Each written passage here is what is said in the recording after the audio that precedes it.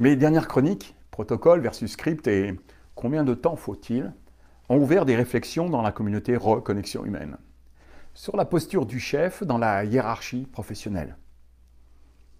La résonance que je vis en ce moment avec mes clients et puis avec les chefs de projet m'entraîne dans la réflexion à définir la perception du chef dans le monde de l'entreprise. Bien entendu, les mots qui suivent sont une généralisation afin de s'arrêter un instant et de réfléchir aux situations que vous avez pu vivre. Chaque cas est une exception où vous pouvez dire « oui, mais je ne suis pas d'accord car… » Alors je n'entrerai pas dans la spécificité du car ici, car vous êtes beaucoup trop nombreux. La première question que l'on peut se poser pour commencer est « quel a été mon premier poste de chef ?» Pour ma part, j'avais 21 ans. C'était il y a une dizaine d'années. Ouais, en fait, j'ai arrêté de compter. J'ai eu l'honneur d'obtenir le poste de chef de cuisine dans le restaurant de la Mère Brasier à Lyon, classé 1 étoile au guide Michelin. Alors avec du recul, j'ai conscience que j'étais très jeune, peut-être trop jeune pour avoir de telles responsabilités. Et en même temps, si cette grande dame, qui est Jacotte Brasier, vous savez, la petite fille de Génie Brasier, si cette grande dame m'a fait confiance, c'est qu'elle avait dû percevoir chez moi toutes les capacités nécessaires pour diriger les cuisines de cet institut. Alors je travaillais très fort, plus que les autres, comme si j'avais quelque chose à prouver. J'étais à la recherche d'une légitimité du statut que l'on m'avait offert. Je dirigeais 14 personnes en cuisine, et le plus jeune de ma brigade était un stagiaire qui avait 50 plus que moi. Ouais. C'est vous dire le rôle et la stature que je devais prendre pour tenir l'ordre, le respect et l'organisation du restaurant en étant le plus jeune. J'ai dû très rapidement m'intéresser au comportement humain, aux croyances de la société et de la perception d'un titre dans la hiérarchie de l'entreprise. Le Larousse définit le chef ainsi.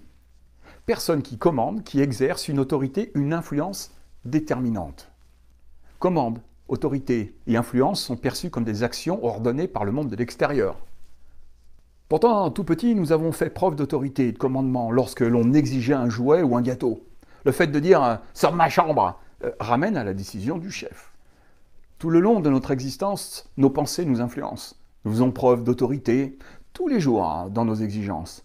Même lorsque nous passons une commande sur Amazon, nous sommes des chefs. En vieillissant, nous nous engageons dans les responsabilités de plus en plus complexes qui, au fil du temps, nous paraissent simples. Logiquement, le chef que nous sommes a affaire à d'autres chefs avec plus ou moins d'expérience. L'expérience, pourtant, est spécifique, c'est-à-dire que l'on peut être un chef supérieur dans un certain cas et devenir un petit chef dans un autre. L'assemblage de tous les chefs est un ensemble qui s'appelle une équipe. Chaque chef a sa spécificité et est indissociable dans son bon fonctionnement des plus petits chefs. Je rencontre régulièrement des chefs qui ont le syndrome de l'imposteur. Je viens de rencontrer une adjointe administrative qui doit faire une présentation à la direction pour de nouveaux protocoles de fonctionnement. Elle est pourtant chef dans son poste d'adjointe, chef de son organisation, responsable de son organisation, exerce une autorité sur les commandes qu'elle passe, tout en manipulant avec des arguments les autres pour atteindre les objectifs qu'elle se donne. Pourtant, elle se demande qui elle est pour croire qu'elle a les capacités d'apprendre, quoi que ce soit, à une direction qui détient les sièges les plus haut placés dans l'entreprise. Elle a raison, je me demande pourquoi elle est employée si elle ne sert à rien. Peut-être parce que son poste est spécifique, qu'elle est une experte et que la direction n'a pas la capacité, le temps et les connaissances pour occuper eux-mêmes son poste. Peut-être aussi que si elle n'était pas là, il manquerait un engrenage qui ferait dérailler la machine de l'entreprise. Autant personne n'est indispensable sur cette terre, autant le rôle que vous jouez est indispensable à votre environnement. Dans ma première vie de chef de cuisine, propriétaire de restaurant, je prenais un grand soin de mon personnel. On m'a souvent reproché d'aider mes plongeurs. Ils étaient pour moi les chefs de leur poste et il n'y avait pas de poste plus important les uns que les autres dans le restaurant. Les plongeurs sont le premier confort pour les autres équipes. Ils sont les garants de l'hygiène, de la propreté de la vaisselle, qu'auront les clients, des locaux et très souvent des sauveurs par leur polyvalence. Nous sommes donc tous des chefs. Alors qu'est-ce qui fait que le chef qui nous dirige peut devenir notre bourreau dans notre perception? La nature humaine a tendance à hiérarchiser la réussite par les finances amassées in the pocket. Pourtant, la réussite appartient au groupe. Sans personnel d'entretien, pas de confort dans le travail et moins de productivité. Quel que soit le poste, il n'existerait pas les uns sans les autres. Il serait intéressant de se rappeler que nous avons tous un chef spécifique au-dessus de notre tête.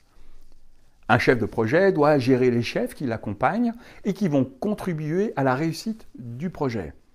Ce chef de projet a un chef supérieur à qui il doit rendre des comptes, son directeur, qui a lui-même un PDG qui a besoin de lui pour compléter le travail qu'il doit faire pour le CA, qui répond au chef supérieur, les actionnaires, qui ont aussi leur chef, le ministère des Finances, puis le chef du gouvernement, qui doit répondre à la population, c'est-à-dire vous, les chefs.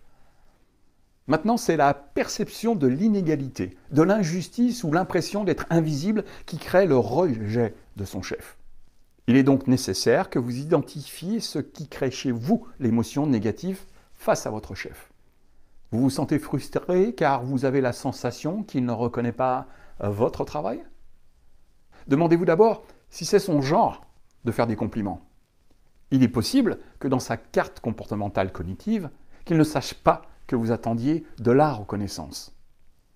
Demandez-vous, a-t-il la tête à penser à vous faire des compliments ou est-il préoccupé? Quelle pression a-t-il avec son propre chef? Il est important de se rappeler, quelle que soit la place de chef que vous avez, vous êtes pris en sandwich entre vos responsabilités de chef et votre supérieur. Vous savez, c'est comme un serveur ou une serveuse dans un restaurant qui est le ou la chef du service de sa table. Elle doit répondre aux désirs du client qui paie, un chef avec des exigences, et le chef de la cuisine, le chef qui livre les exigences.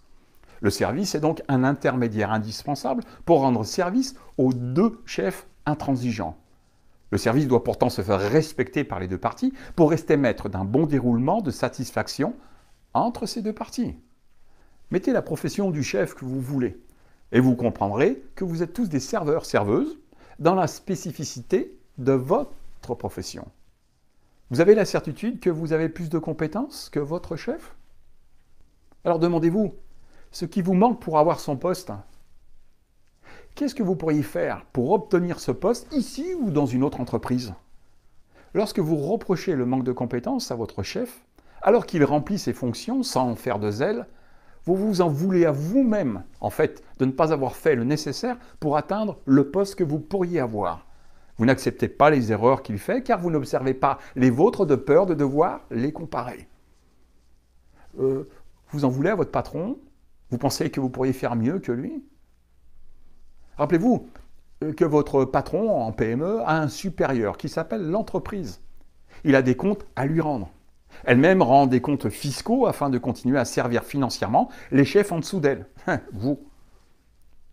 Alors qu'est-ce que vous attendez? Osez prendre les risques que votre patron a pris. Prenez ses responsabilités, ses incertitudes, engagez du personnel pour devenir comme lui. Le patron qui profite aux yeux de ses employés. Votre patron a besoin de vous, comme vous avez besoin de lui. Encore une fois, vous êtes une équipe. Le rôle que vous endossez lorsque vous faites ces reproches à votre supérieur, c'est le rôle du martyr. Rappelez-vous que vous êtes vous aussi le bourreau d'un martyr. Quel que soit le niveau de chef que vous avez en face de vous, souvenez-vous toujours que tout comportement cache un besoin. Vous avez besoin de reconnaissance comme tout chef ou subalterne. Lorsque l'entreprise sera servie, comme la société d'ailleurs, dans l'intérêt de tous, où les titres ne seront plus vus comme une hiérarchie, mais comme une responsabilité assumée pour le bien du groupe, l'énergie sera bien différente. Lorsque vous avez un besoin, ne laissez pas une émotion s'installer entre vous et l'autre. Elle créera un gouffre qu'il sera difficile à combler. Gardez à l'esprit que votre perception n'est pas le même scénario que regarde votre interlocuteur.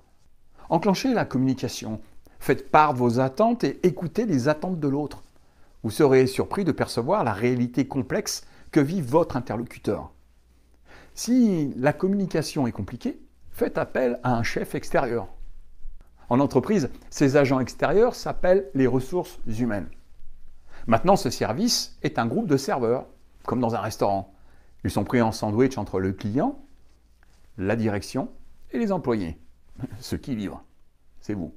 Tout reproche que vous pourrez faire à votre chef ou à votre subalterne est une excuse qui cache votre incapacité à prendre vos responsabilités.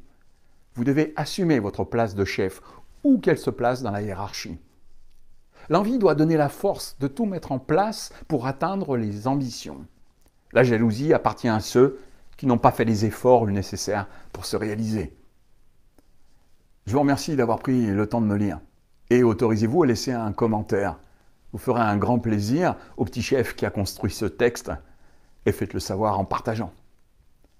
Faites confiance à la partie qui sait et rejoignez Reconnexion Humaine.